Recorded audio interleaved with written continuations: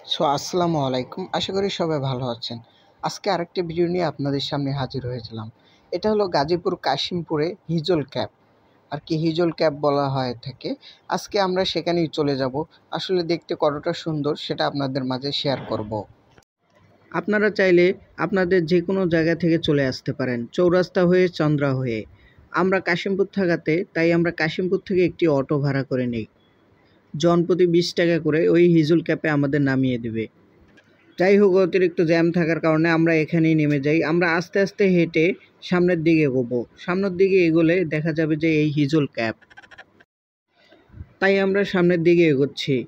এখানে এগোনোর সামনে একটি আপনারা গার্মেন্টস পেয়ে যাবেন। ওই গার্মেন্টসের পাশেই আর কি হিজল ক্যাপ এমনভাবে উপস্থিত, আসলে কেউ কখনো বুঝতে পারবে না যে এখানে একটি রেস্টুরেন্ট বা ক্যাপ আছে।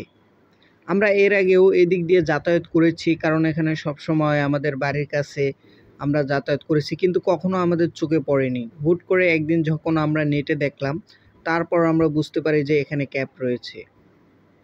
আর বিষয়টা হলো যে আমি আপনাদের সুন্দরভাবে ভিডিও করে দেখাতে পারিনি, কারণ আমি যে ডিভাইসটা নিয়ে গেছি সেই ডিভাইসে অতটা ভালো ভিডিও ধারণ এবং রেজলিউশন হয় না।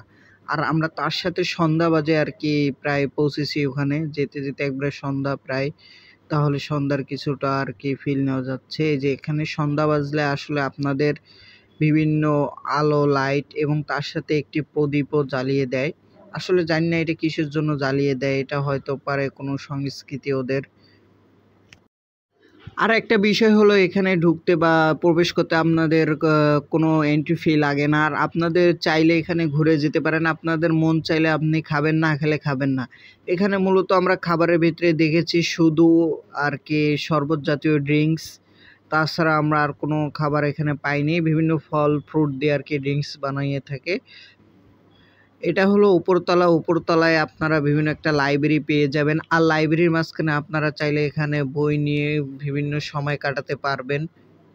তাই আমরা এখানে আর কি একটু ঘোরাফেরা করছি। অতি আর কি সন্ধ্যার পর আর কি বিভিন্ন লাইটিংস, এখানে একটু লাইটিং কম, তাই বিদায় আর কি ভিডিও এবং ছবি ভালো হচ্ছে না। আর বিশেষ করে মোবাইল ডিভাইসটা আর কি তেমন ভালো না, সেক্ষেত্রে এই জন্য আর কি ভিডিও হচ্ছে না। যাই হোক, আপনাদের এতটুকুই দেখালাম। সামনের বার হয়তো পারে আপনাদের ভালো কোয়ালিটি এবং রেজলিউশন নিয়ে আপনাদের দেখাতে পারবো, আশা।